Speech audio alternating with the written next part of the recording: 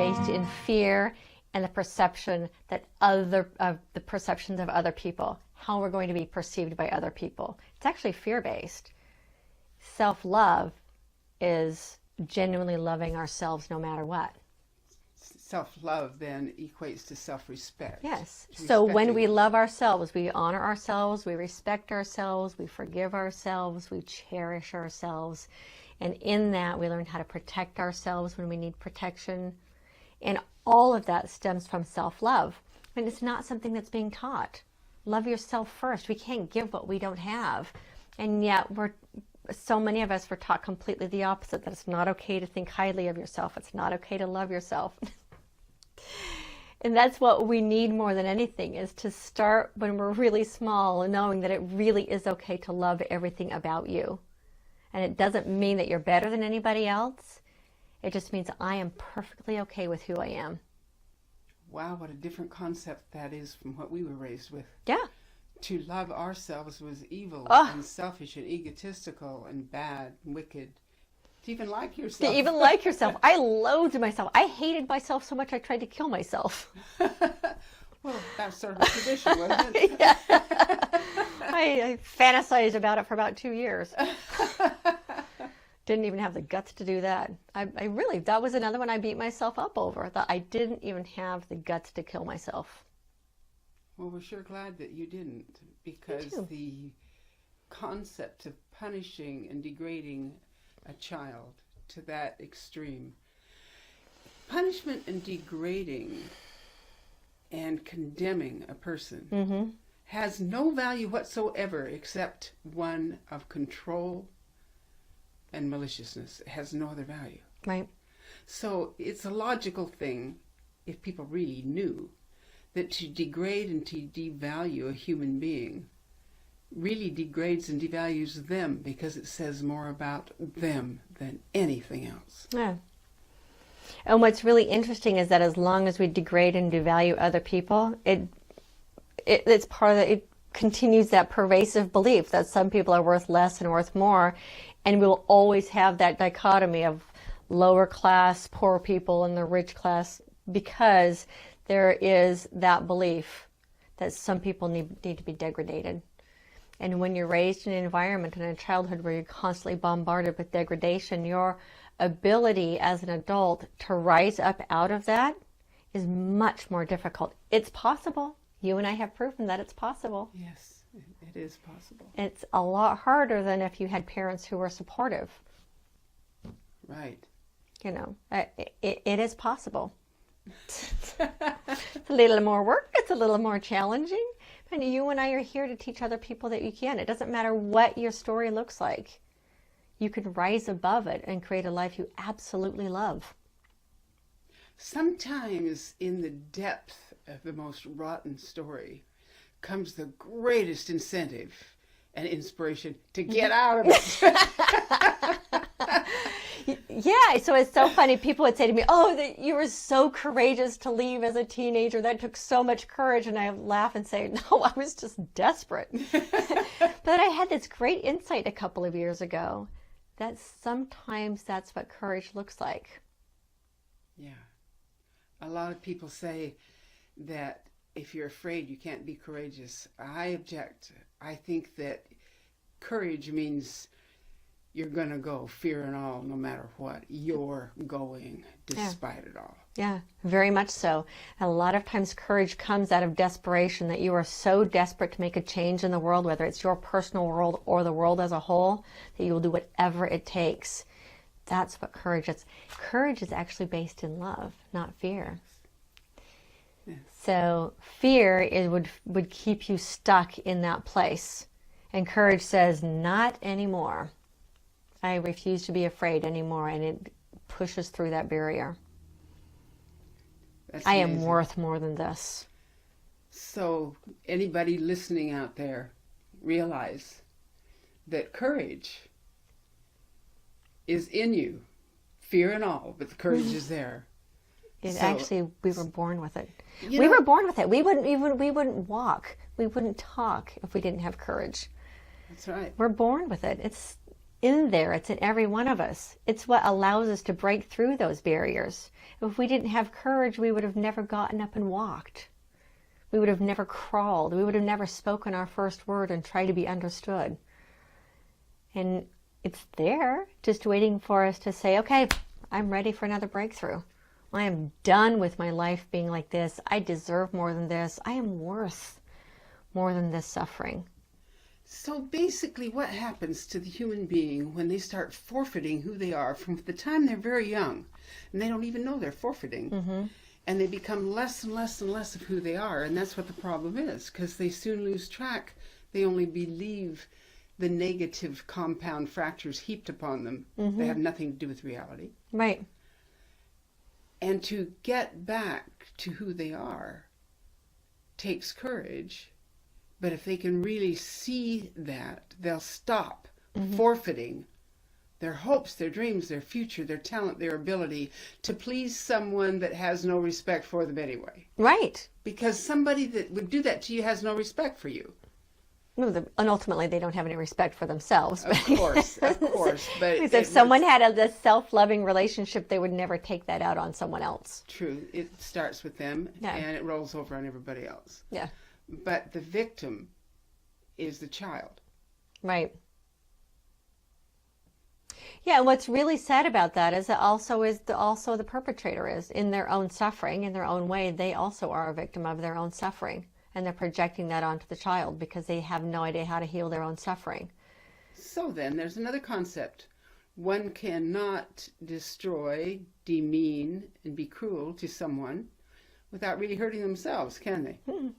It's impossible. It's impossible. So every time they project out that negative spewing, they're taking themselves down a little bit lower. And it's visible for the outsider to see that, because the one with all that negativity, it is more about them. They see them as who they are. Yeah. It's the innocent person that doesn't understand that internalizes that invokes our compassion. Right. Right. The word compassion actually means with suffering. With suffering. Yeah. So when we see someone who's suffering and we feel for them, that's compassion. Yeah. It's one of the most powerful forces that we have on the planet. Compassion is the energy literally that heals all things. So when you see some innocent soul, child, internalizing the negativity that doesn't belong to them, I just want to pick them up and hug them. Yes, because... Don't believe this people are telling you. It's their stuff. I just wish I could tell these kids don't... one of the questions people ask me is, if you could go back to high school, what would you tell yourself? And I would say, don't believe their crap. Don't buy into their crap. It's their stuff. Right. That's not who you are. Because children at high school, boy, you run into the gamut of all the extremes. Yeah. You're all thrown together and nobody's really supervising all of it. And everybody's walking around trying to impress everybody else because they don't understand that they can own their own stuff and that they don't have to impress other people. Well, it isn't you. They're trying to prove it to themselves, and that's where the silly circle starts. So little games that we play inside our head. Right. Yeah. Because if they were convinced they had value, they wouldn't be trying to throw it onto everybody else to convince them. They've got the problem of the conviction. Right. So you see some kids at school who are so perfectly okay with who they are. They're so amazingly supportive of other kids. I see them. Now, my daughter's in middle school, and I know a couple of kids, since I've been watching them through elementary school. I know their parents. These kids are amazing. They are so supportive of all of their schoolmates. And these are kids that are so well balanced and so good with who they are. They have nothing bad to say about anybody else. That's so great, isn't it? Yeah. It's so great when you see kids like that. That's a great start, because there's so many kids that are just wounded. They're little wounded warriors coming to school. Yeah. And that's heartbreaking. And it starts at home. Yes. Yeah. And I my kids, even when they were really little, first and second grade, they would say, "This one kid is so mean to me," and I've taught them compassion. If there are kids at school who are bullying you, it's because somebody at home is bullying them. They do what they see. Yeah, and that's the only place they have any power, because they don't have any at home, is to take it out on other kids at school. So they live what they learn. Yeah. Literally. And that's how we see people who hurt us through the eyes of compassion understand that they hurt us in their own suffering. Yeah. That's very sad. Mm-hmm. We have a lot to do to reach more people. We do. We have a lot to do. So when people are out there being negative and impossible and cruel, they really need to look inside and ask themselves where it all started with them. Right. What voices were in their head? Who put them down? And it is the only way that they can feel good and get it out to hurt someone else? I don't think so. What is it they really want? What they really want is to feel that they are worth something. Every person on this planet wants to be validated. Ultimately, that's what we all want. We want to know that we are of value. Being validated and accepted is a basic human need. Mm-hmm. It really is. Yeah. So those that are going around making life miserable for somebody else have a real problem. Yeah, they really just want somebody to notice them. That's a hard way to get attention, isn't it? Yeah. Yeah. And so we have a lot of people who are really taking their own suffering and projecting it onto other people because they desperately want to be noticed.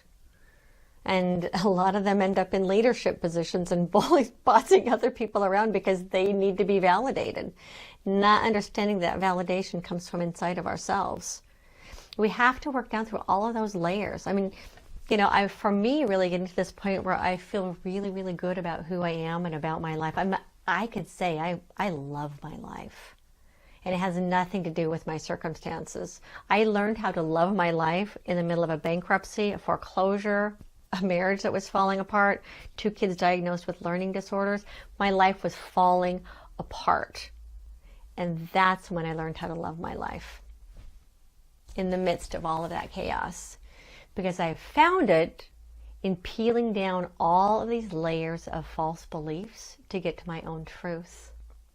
And when I started living my life based on my truth, not on anybody else's expectations, I fell in love with myself. And that's beautiful, because you are a beautiful person and you heal people with what you teach. Thank you. Your healing is healing others, which is why I wanted the honor of having you here today. Thank you. Yes. It's a very wonderful, wonderful thing you do. Thanks. Thank you for it. I want to thank you so much for being here, because truly, truly, Victoria, I think that what you teach is so valuable. It needs to be heard, and I hope that you will continue for a long time. And I hope that the lives that you touch will periodically write you a letter and tell you how it went.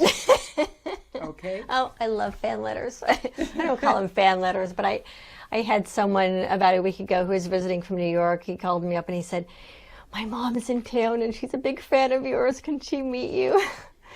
So I thought it was really sweet. He and his mom took me out to breakfast, and it isn't about fans. This isn't about fame and fortune for me. It's knowing that I'm making a difference in people's lives.